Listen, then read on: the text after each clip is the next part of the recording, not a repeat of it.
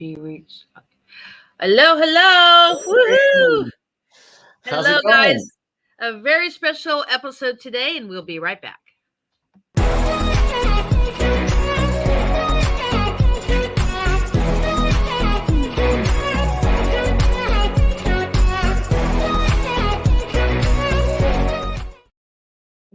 Well, hello, hello. This is Cindy, your host over at Bucket List Coach Web Show Live. So, a little backstory here. Located here in Southern California. I actually moved from Northern California back in 2017, where I then started this podcast. So, life is all about living that dash. So, we have the day that we're born and the day that we pass away. What are you doing in between that time? And I'm an ambassador with National Day Calendar. So, I like to get a lot of my friends on here, especially my music buddies. And we're celebrating National Saxophone Day. We're actually live today on November 5th, but the actual national day is November 6th. So let's go into your story real quick, and then I'll come back. So go ahead and tell everybody your story. Well, yeah, my name is Stephen Saxy Herring. I am mostly a tenor player, but I do some alto as well. Started when I was 11 in sixth grade, and I've been playing ever since. And I went to college at Berklee College of Music in Boston, where I majored in saxophone performance and music education as well. And yeah, I've been out in LA playing with lots of different original bands, including Barley, which is in the South Bay down in Hermosa and Redondo, and a lot of great original music. And I've been really pleased to be a part of that family for such a long time. And then, many of you may know me from our Hall & Oates tribute band, Private Eyes, which I play with regularly here in Southern California, but also all over the country. And mostly the thing that defines me is I really consider myself an entertainer, even more than a performer, because I like to take a different approach to performance. I guess we'll talk more about that, but I really like to get into my audience zone of and actually go off stage and have a lot of interactivity both with other musicians on stage and the audience, and that's what inspires me. So well, we had something very bucket listy that just happened a few days ago, so let's go ahead and play that video. Hold on one second. Please. So surprised that the Southwest flight staff invited me to do that, and It looks that like that's at passengers the were down end. for it, and now I have this great core Good memory trailer that for it. I'll never forget. And to see everybody posting videos from it and all the great comments has been amazing. So thank you, everyone. And yeah, again, I'm still kind of processing all of it, but I just remembered I do have an opportunity to talk about it this coming Tuesday, November 5th, on the Bucket List Coach Web Show. It's National Saxophonist Day, so they invited me to talk about saxophonists who are out there playing now and those great saxophonists from the past that inspired me. And yeah, let's talk about the story of how that all came together on that flight. So if you can make it, join me, and it'll be a lot of fun. Okay. All right, let's play it over here. Whoops. Yeah, here it comes. Oh, I don't know what happened there. One second. There we go. There it is. I'm going to take requests as I go down the way, but I'm going to start with some Hall & Oates. You want some Man-Eater? Yeah! Woo!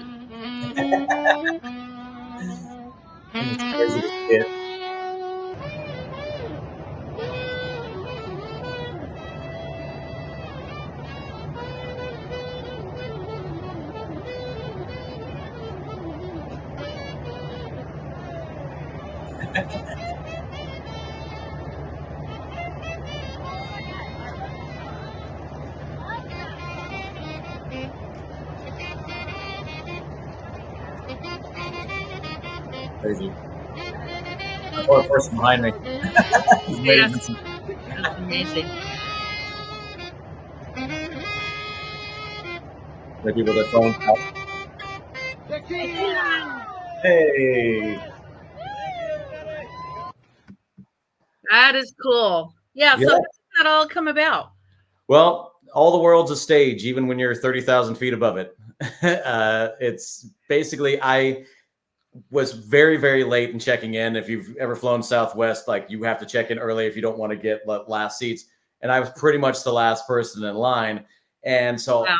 and I don't like to check my saxophone because it tends to get beat up and knocked around. So I made friends with the flight attendant, Shalone, who was amazing. And she was like, hey, we have this closet in the back and we can put the saxophone there. Wow. And so, and then anyway, I was in my seat, kind of actually practicing for an upcoming Hall & Oates, the privatized Hall & Oates tribute band show that we have coming up, in my chair. And she's like, oh, you're the saxophonist. You want to play for everybody? And I said, okay, great. Wow. And then I said, can I go to the bathroom first? And so she's like, yeah, sure. And while I was in the bathroom, she picked up that phone and she's like, who wants to hear saxophone solo? Let me hear you shout. And everybody, I could hear everyone go, yay. And so I pulled the door open of the bathroom and popped up to make an entrance and ran down and just played whatever I felt in the moment, So yeah, it was certainly a bucket list and my first time playing on a plane. When I seen that, I'm like, what are the odds that we scheduled this, about 2 weeks ago? And then that just happens to happen on the plane. Yeah. Oh, wow. Kind of like chills from your head to your toes. It's pretty cool. Then what you're doing is meant for you.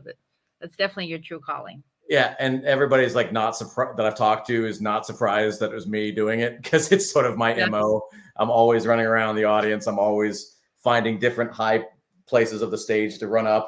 There was a couple years ago, I was on a 60-foot scaffolding going across. I always look for the opportunity to make a cool moment, and also not only just with the audience, but with the band, where can we do something creative and spontaneous in the moment. So, yeah. Yes. So for me, I actually remember I've told you before, I played the clarinet for many years. Yes. And I'm going to turn 60 next year. So I want to take a lesson from you and also one from Nathan. He's your guitarist there. Yes. Yeah, because that's huge on my bucket list. How about you? Have you done some other things on your bucket list, or is this your ultimate? Yeah, I think Saxy is a big I spent a long time very concerned about being the proper saxophonist, if that makes sense. Be a good jazz saxophonist, know your fundamentals and perform within a framework.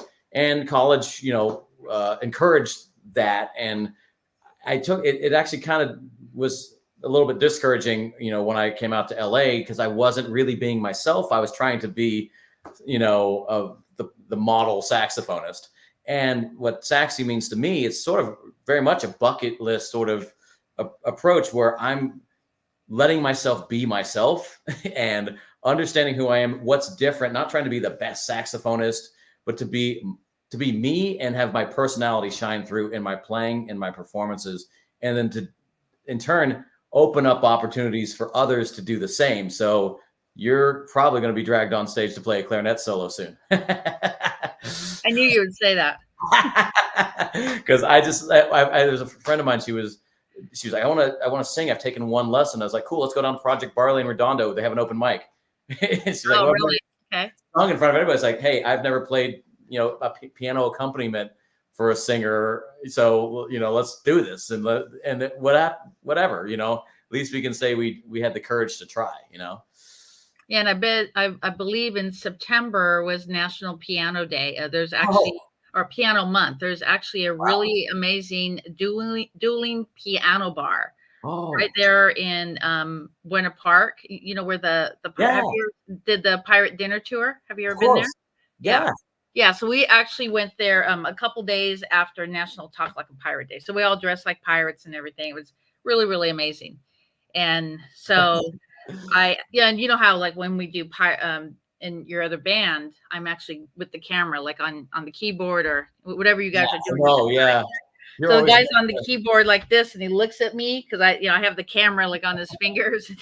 Now he's like, "Hey, I want to come on your podcast." So that's awesome. But definitely piano, sax, guitar, vocals.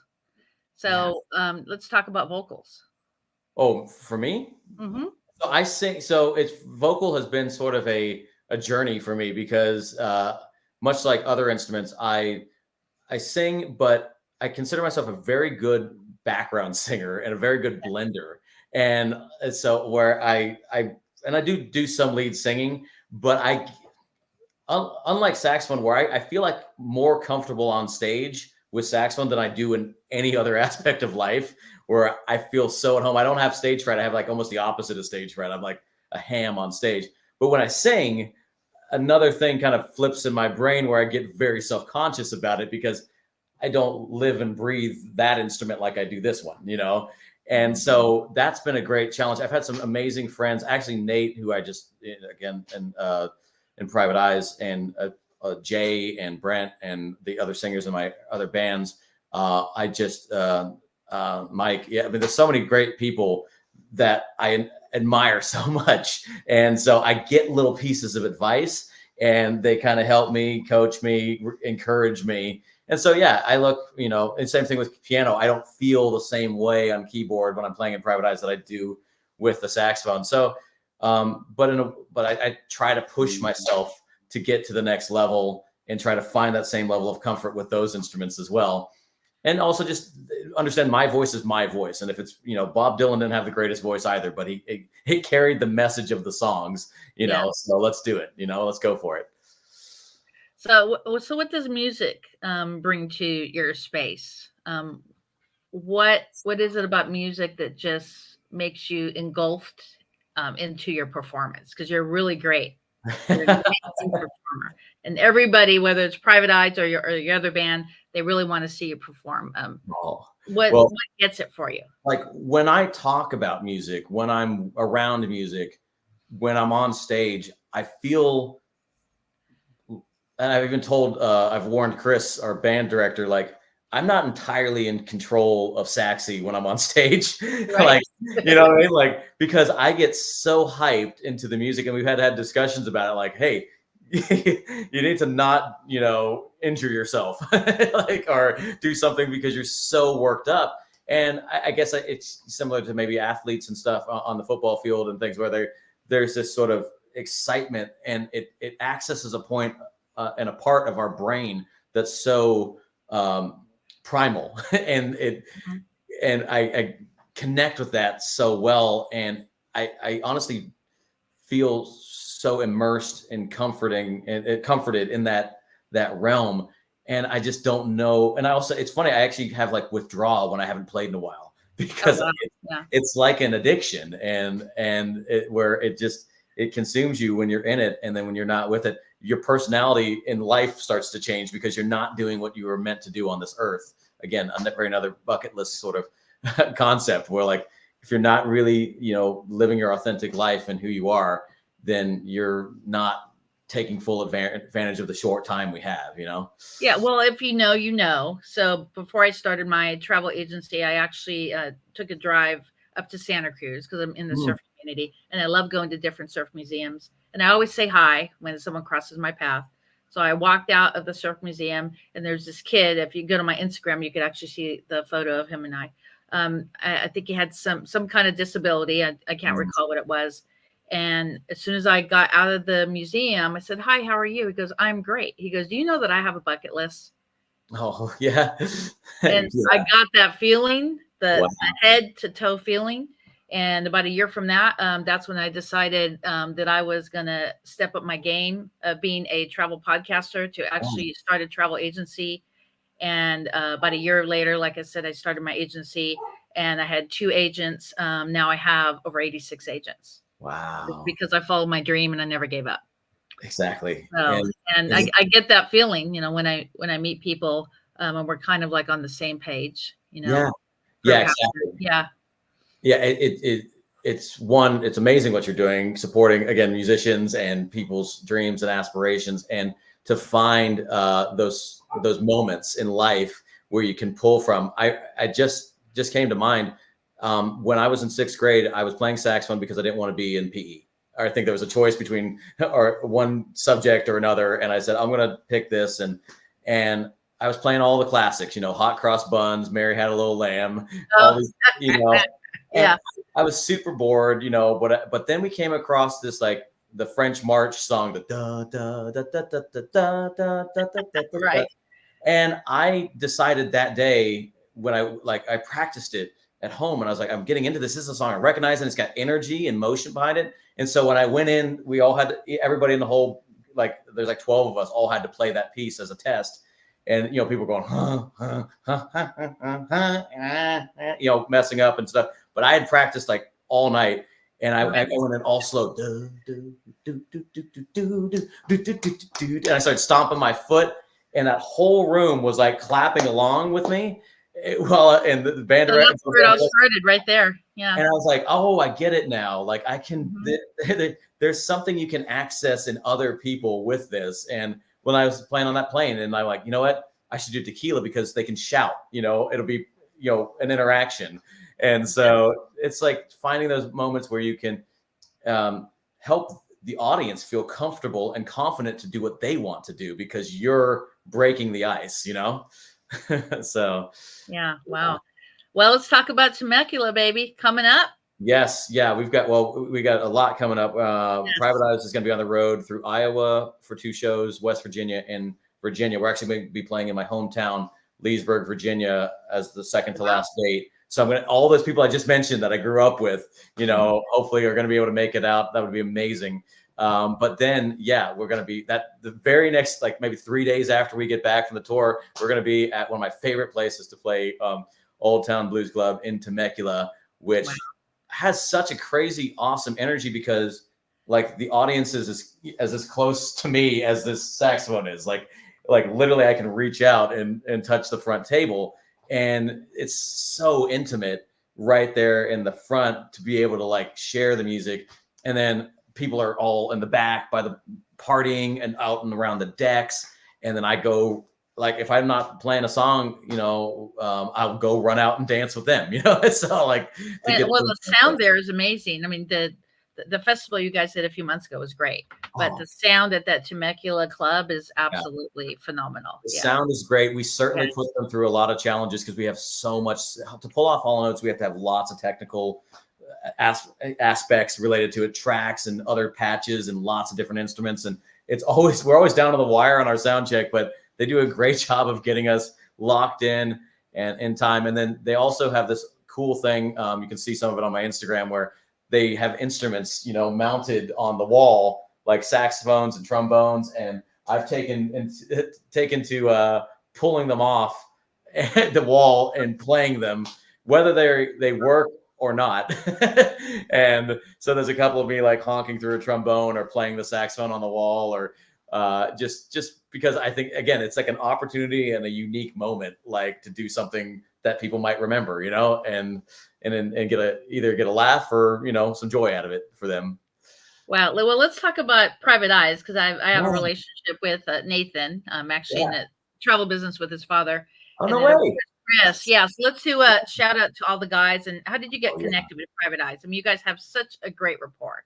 Chris called me back in like 2020. It was 2021. It was right when things started to come back after COVID.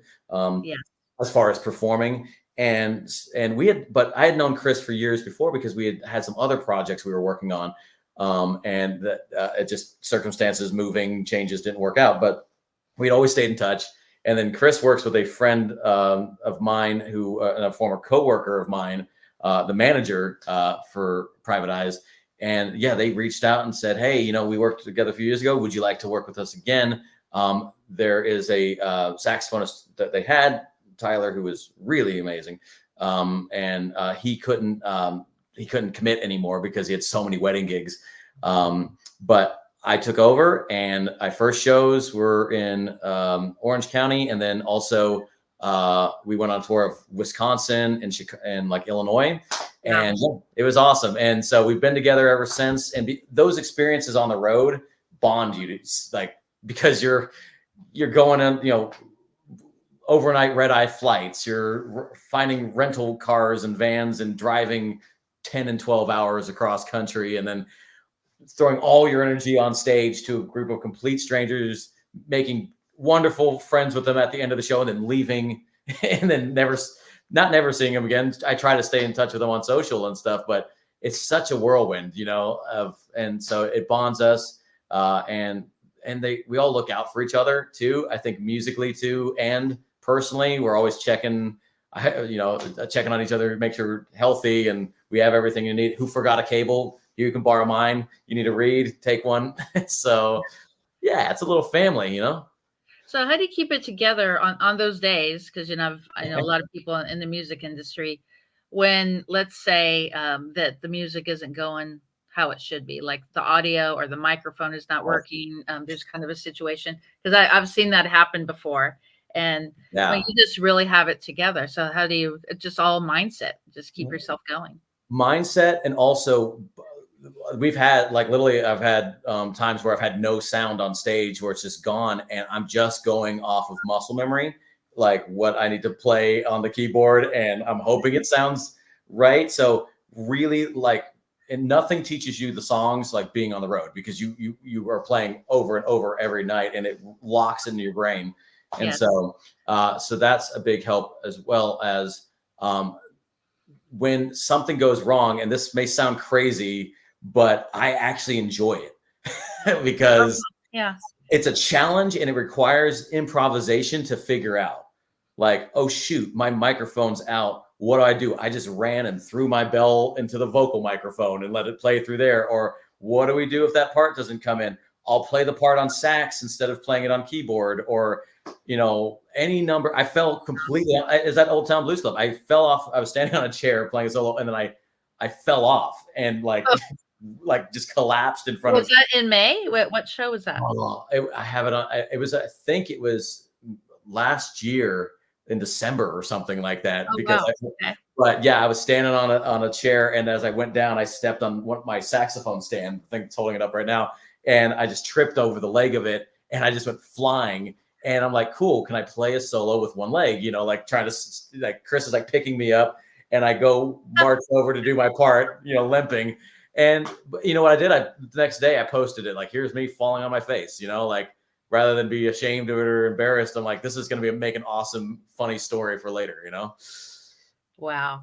So So I'm going to get the date and I'll have the guys back on. But they came on last year, I believe it was yeah, Music Therapy Day. So oh, what right. does music mean to you as far as therapy? Because a lot of people actually have been to your concerts and have had situations. And Mhm. because of your music, Wow. it actually drew them into a whole other realm. Kind of talk about music therapy. Well, one great book that I read that gave me such a perspective on it was Oliver Sacks' Musicophilia, where he literally talks about the biological impact as a psychologist of like what happens in the brain when we hear music. And it's such a visceral id type reaction.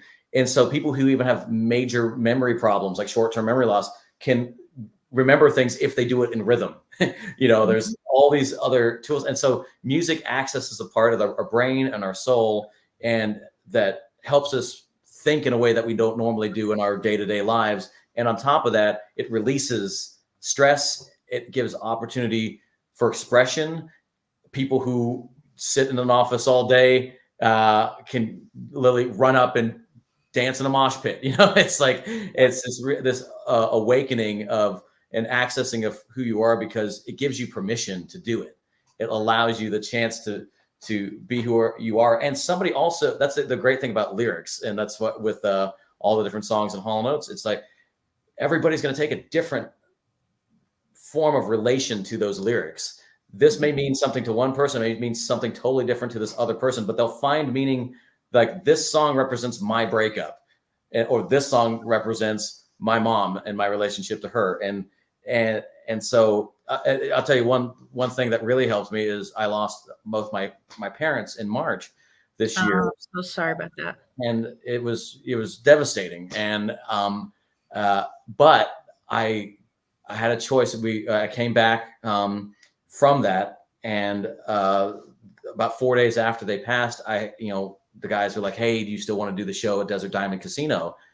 And it didn't take me a split second to say, like, this is absolutely what I need right now. I need to be with my family of musicians. I need to be in connection with who I am. And I need to honor what my parents did from day one when they bought that first saxophone for me. And Wow. when they took that years and time of investment, buying clarinets and Barry saxophones and all the different instruments, getting me through college, all that, I was like, this is for them and for my soul. And that was being with my buddies and being able to express and understand that there's a larger community out there of support through music was healing. And I completely, appreciate and am forever grateful for that opportunity. Wow. Well, I want to do a shout out with all the guys at the band because I grew up in the 70s. Oh, So, and I mentioned it before. I had my first beer when I was probably 13, 14 years old. So oh, wow.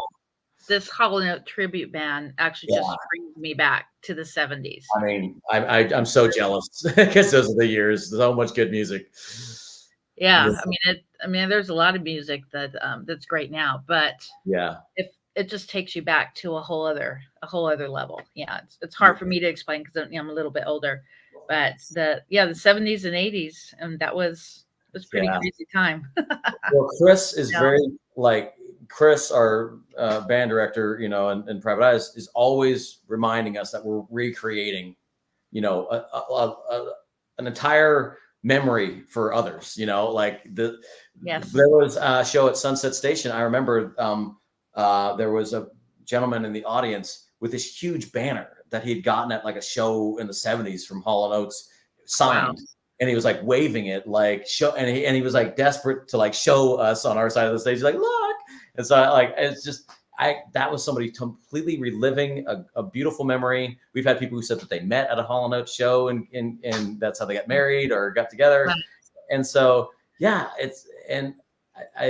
we have a great responsibility when it comes to this music. And so we try to cherish it by doing it accurately and recapturing those moments, but also giving it a little bit of a spin that'll help more, contemporary audiences connect with it, So at Hall & Oates, another thing that's great is like my son doesn't know Hall & Oates from the 70s or from their music videos on VH1 in the 80s. He knows them from the Christmas Target commercials, Oh, really? Yeah. Or he'll know them for like TikTok. Like so many of these songs are trending on trending audio on TikTok or used in commercials or Judd Apatow movies. And so that really, everybody, again, even within Hall & Oates, there are different generations who have different understandings and different relationships and different origin stories with their connection with this music. And I'm recently joined an NXS tribute band. I'm finding it's exactly the same way, where with Mystified, we have all these great fans, and they talk so eloquently about what it was like to be there and what those experiences were. And I'm just now, since I'm so new to that group, just now learning their connection to it. So anyway, That's crazy. Well, we're about to end the show. We got about 3 minutes. And one of the things I like to talk about at the end of the show, because as you follow me on my socials, that I'm a big servant leader and I like to pay it forward in the community. What are some of the things that you would like to do here in the next couple of weeks to pay it forward to a complete stranger? Just make a difference, compliment somebody, or just do something that's going to make their day. That is such an awesome question. I was just talking to a friend about this, where I want to, through music and through what I do as much as I can to tell the stories of others and like celebrate other saxophonists. There's like people like G. Kelly on Instagram who I just admire so much, or other aspiring musicians, people who are just in their early days, people who have nothing to do with music, but they want to try music, And I've always dreamed of what can I do, to give people that support, to create a place where we can, hey, you've always dreamed of going up and playing a song. Let's go play a song, or let's go do something. That's my community services through music, is like, let's help you do what you want to do. And whether it's not even music related, what if it's something, you're starting a new podcast, or you're starting a new type of event or something like that, or it's your wedding, or it's something like that. What can we do to work together to make it a memorable and joyous experience, and something that challenges you too? So that's probably what I'll be doing from now on. I'm going to pay it forward, of course, and try to make it to your next concert and content, stuff like that. So let's do full screen. Let's talk about the rest of the schedule here. Oh yeah. So we're pretty much at the end here because but let's of the year, after a crazy, amazing year all over the country. But we've got Riverside Casino in Marshalltown in Iowa. We actually have some really great super fans out in Iowa who have been following us and going to shows all over the country. Now we're actually playing in their home state. So can't wait to see them. So that'll be Riverside, Marshalltown, and then West Virginia. I've never played West Virginia. I have a list on my musicbysaxy.com website of every state I've played in. So I believe West Virginia will be new, and Iowa will be new ones to check off for me. And then there it is, Tally Ho Theater, Leesburg. My friends have been contacting me, Alexis and Cassandra and Desiree. They've all been asking me to play back home. And so this is that big chance for me to return to where I went to middle school and high school and first became the origin of Saxy. And then, yes, the Robinson and West Point, VA. That, again, we're going to just keep going through VA. I've rarely been on that side of Virginia, so that'll be a completely new experience. And I'm very grateful to the agency that we've been working with that's been getting us into these new places in Marshalltown that we met in Nashville a couple years ago. So, and then, of course, we got to end it on a very high note at Old Town Blues Club, where we call it home, you know? Definitely. And shout outs to your socials, and I'll put you in the green room. Oh, perfect. Yeah. I'm at Music by Saxy on Instagram and TikTok. I'm Stephen Saxy Herring on Facebook. I'm also at Music by Saxy on YouTube, and musicbysaxy.com is my website. So send me a message, visit, and I'd love to hear from you. And thank you again, everybody, for tuning in. And a big shout out to Private Eyes at their socials as well. Private Eyes and to Barley. So Private Eyes is at Hall & Oates Tribute on Instagram, and hallandoatestribute.com. Enjoy Barley, my band in the South Bay. Nice. At Enjoy Barley. They are amazing original band, and they have a new live album coming out that was an amazing experience to make. So shout out to all my guys there. You can check out them at Enjoy Barley or at Project Barley, where the brewery that's associated with the band. And then you can also see Mystified at Mystified. That's our tribute to the music of In Excess. And that's amazing. Yeah, I'd like to get you on with all three different brands. That would be really I for the next year. So real quick before we bump out, National Bucket List Day is the end of April. So we're going to be in Vegas the 23rd through 27th. Oh, Are wow. you by chance going to go back to Sunset? Oh my goodness. You know what? Let me check with the guys. I would love to. I would love Sunset. That's such a fun place, such a great room, Madrid. Yeah. And so I will check. Hopefully, fingers crossed. We tend to do it like beginning of the year, like February, but maybe we can sneak in a little early.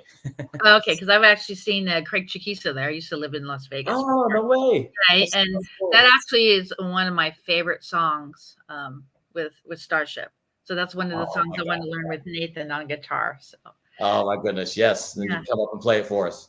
Well, thank you. I'm going to pop you in green room. Just hang tight for about 30 seconds, and then we'll chat for a few. Thank you, everybody. Appreciate you, Cindy. So make sure that you go to the show notes, and you could actually go to all the brands that he mentioned here, and we will see you just on the other side. I am heading out to Aruba, and make sure to check out all these band sites, support them, do videos of them, tag them, and make a difference. This is Cindy at Bucket List Coach Web Show Live.